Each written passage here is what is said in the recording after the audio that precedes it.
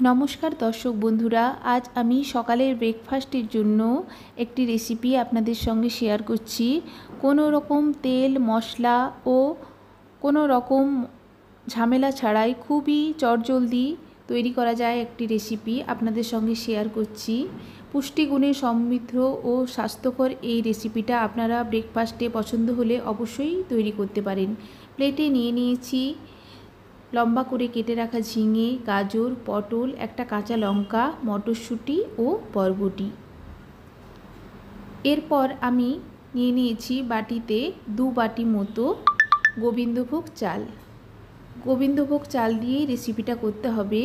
গোবিন্দভোগ চালের একটা সুবাস আছে যেটা এই রেসিপিতে খুবই ভালো লাগে। চাল ভালো করে ধুয়ে নিয়ে আমি দিয়ে দিয়েছি কড়াইতে। এরপর আমি দিয়ে দিচ্ছি 2 গ্লাস মতো জল। রেসিপিটা ভালো লাগলে অবশ্যই আমার চ্যানেলকে লাইক, কমেন্ট অ্যান্ড সাবস্ক্রাইব করবেন। এরপর আমি একে একে সবজিগুলো অ্যাড করে দেব। এই রেসিপি বাচ্চা থেকে বড় এবং সুগার, প্রেসার এবং কোলেস্টেরলের রোগীরাও খেতে পারে। কোনো রকম তেল ছাড়াই রেসিপিটা আমি তৈরি করেছি। যদি সুগার রোগীদের গাজর খেতে অসুবিধা থাকে, গাজরটা আপনারা স্কিপ করতে পারেন। এর পরিবর্তে আপনারা অন্য যে কোনো সবজি ব্যবহার করে রেসিপিটা তৈরি করতে পারেন। ভালো করে পরিমাণ মতো লবণ দিয়ে আমি মিক্সড করে গ্যাসের ওভেনটা জ্বালিয়ে দিচ্ছি। গ্যাস অন করে আমি দিয়েছি, দেখুন ফুটে এসছে।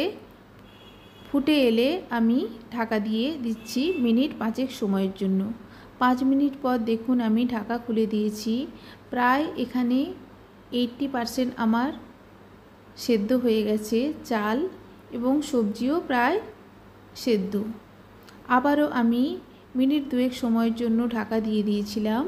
দেখুন একেবারে জল শুকিয়ে এসছে, একটু মাখো মাখো ভাব আসছে। এর থেকে বেশি জল আমি শুকাবো না। দেখুন আমার রেসিপি রেডি সার্ভ করার জন্য। খেতে মন্দ লাগে না। আপনারা বাড়িতে অবশ্যই রেসিপিটা ট্রাই করতে পারেন। ধন্যবাদ।